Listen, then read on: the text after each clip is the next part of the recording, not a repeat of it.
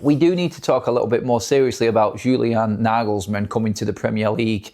That story from Ben Jacobs the other day, he being completely open to coming to the Premier League. There are several clubs, obviously, that would be really interested in Julian Nagelsmann. I'm going to go through them in detail in a moment, but I think first and foremost, there's one club that jumps out, and that's our club. That's Manchester United. So before we move forward with the video, I just want to do a big thank you to today's sponsor, which is SquadBet. Join my last man standing game right now. Click on the link in the top of this description to join our game. It's £5 to enter. All you have to do is pick one team that you think is going to go unbeaten for the longest. It's the last man standing. So if you pick a team and that team is still unbeaten in a few weeks and other people's teams in this game have been beaten before yours, if you're the last one standing that's unbeaten, you take the entire pot of money which is there on the game. Thanks to SquadBet for sponsoring here on Adam FC. Get involved now and be with a chance of beating your mates in the last man standing. So United fans need to start thinking about the possibility of Michael Carrick actually not being thought about by Ineos being the next head coach. There is that distinct possibility that they will go their way and not appoint Michael Carrick. Even if we get Champions League, I wouldn't go with Nagelsmann if Manchester United had someone like Tuchel, Enrique lined up. My opinion on this, and I don't want this to be just about my opinion on this, you all know if you watch me on Adam FC, you watch me on FUTV as well. When talking about Nagelsmann, I love him. I think he's a great manager. I love the way he talks. I like the way his teams play.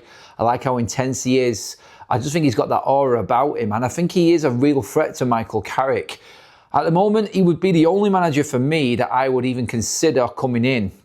The problem we've got here is, it's not so much a problem because if Carrick does well, then Manchester United are doing well, we're in the Champions League and we carry on. That would be the obvious thing to do, wouldn't it? That would be Carrick stays and United just carry on where he took them from last season to the Champions League. Now, sensible, yeah? I don't think anyone's going to have a go at the ownership of United if Michael Carrick is appointed the manager, head coach, if he gets Champions League football. Can we afford as United to lose Nagelsmann to another top rival, though? This is the thing. Did we do this last time with Ole Gunnar Solskjaer? This is what's going to creep into Manchester United minds, Manchester United fans' minds, and the mindset of thinking, oh, God, I know it feels different. Carrick's got a better team behind him. He's a better coach than Ole. This isn't the same as last time because we didn't jump the gun and appoint Michael Carrick before the end of the season. We allowed him to prove himself first, which would be obviously the Champions League in the bag, and then we make a decision. But all the while you're thinking one of our rivals could actually come in here and take Julian Nagelsmann away. And he is a top coach. He is an absolute top level coach, this guy. Look, he had a situation at Bayern Munich. He was sacked by Bayern Munich, then asked to come back, then said no.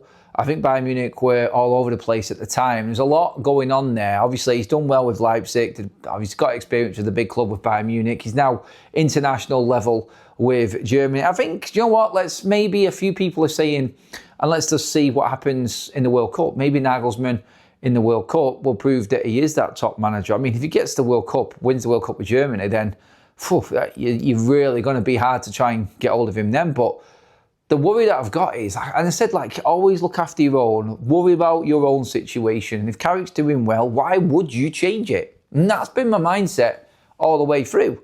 Since Tuchel dropped out, Ancelotti dropped out, and Enrique has moved himself away, there's really only been Nagelsmann there. And it's, like I said, the only manager that makes me even doubt going in on Michael Carrick. And that's just me being honest from within. I think I'm just going to get more and more convinced by Carrick being the man. I love the team that he's got with him. I like the way that Carrick approaches things. I like his cool, calm persona. I like the way that he's relaxed around every situation, the way he handles the media. He does talk sense. He knows the academy, he knows the club, and it is an obvious choice for Manchester United. I just think with United looking into it with Ineos and what they want to do, the connection with Vivell and Nagelsmann from the days at Leipzig, he knows him very well.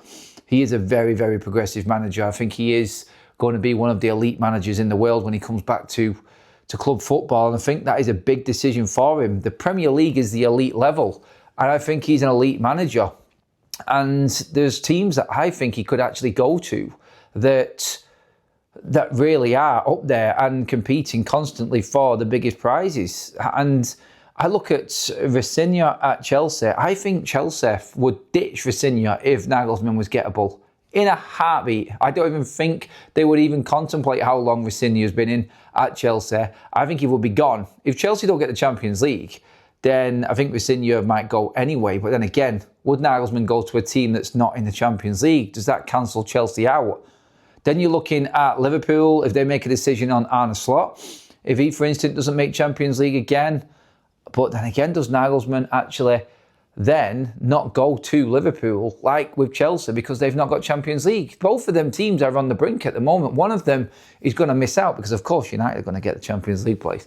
But then you're looking at the obvious, which is Manchester United. And above that, and don't count out Nagelsmann for Man City. I'm just putting it out there right now. I'd love your thoughts on this. City, obviously uncertain with Pep Guardiola and where they go without him, because I don't think Manchester City are fully decided on what they want to do with Pep yet. I think Nagelsmann could go City. I do believe that is an option for him, and I think he would be one that he could work within, work the way he wants to. He'd get the backing, he'd get the funds, he'd be able to play the way he wants. And I just feel like that is the type of club he would go to if the opportunity was there. And it all depends on Pep Guardiola, of course. Whether or not he feels he's good enough to carry on from Pep, that's a different story. All managers usually these days would back themselves to be good enough to carry on, even after someone like Pep Guardiola. But I still think all roads lead to Manchester United, and a big, big decision. This could be massive for United, because this will be another manager that we lose out on. We lost Klopp, we lost Pep, we didn't get Mourinho at the right time. There are several managers there that Manchester United have had a chance to get, and for one reason or another, we've stuck with what we've had, or we've gone with the easy option in the past. And that's going to be playing on the minds, I think, of Ineos. Obviously, in the past, it hasn't been Ineos making these decisions. Their only big decision while running Manchester United has been the Ten Hag and Ruben Amorim situation. And they've this time give themselves time to actually make a decision. By bringing Carrick in, they have now given themselves a platform, with Carrick doing well, to be in the best of both worlds. Carrick's doing well. He's not going to be there. He understands what it is to work with Ineos and how the football club is going to be run.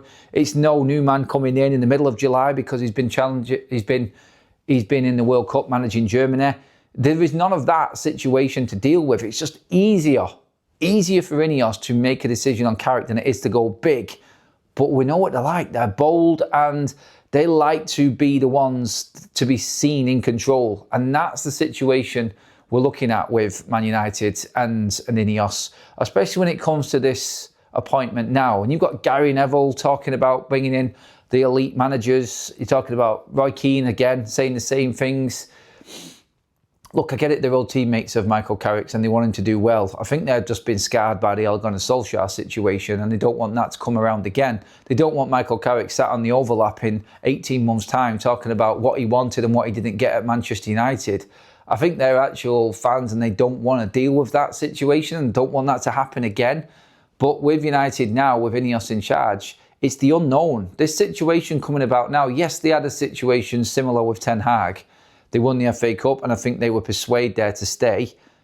Carrick getting Champions League, are they thinking that's the same thing and they didn't make the right call then? They're not going to do the same again with Carrick, even though he's got Champions League football, because that FA Cup convinced Ineos fully, I think. I think they were still wet behind the ears. I think they were still a bit too new in their roles at the football club. The whole board level wasn't sorted yet at that point, and they were just kind of pushed into keeping Ten Hag, fan pressure, win the trophy, the whole ordeal of that day and everything, beating Manchester City. It was great, but I think that's playing on their minds, and I think that is going to be a big part in this decision, you know.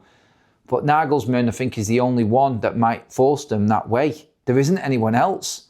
So the question is, again, and I'll ask it like I did at the top of the show, is Nagelsmann worth considering for Manchester United? He's open to coming to the Premier League. This is the news now. That's the latest.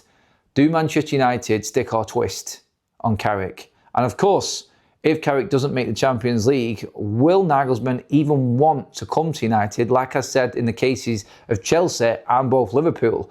I think there are 4 managers within this top 6 right now that could lose their job to Julian Nagelsmann.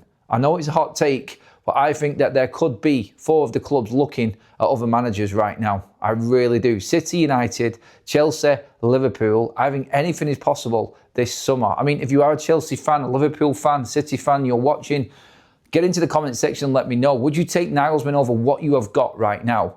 Few different circumstances obviously in there. Fresh manager in at Chelsea, in Visinha.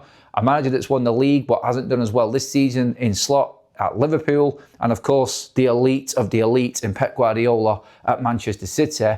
If you're looking now and Pep's not sure about his future, do you let someone like Nagelsmann go, or do you go all in now this summer and take him? Interesting take. Let me know what you think, everybody. Get your comments in below. Of course, make sure that you do hit that like button if you're enjoying the content here on Adam FC, and of course make sure you hit the subscribe button for more videos like this. Thanks for watching. See you all in the next one.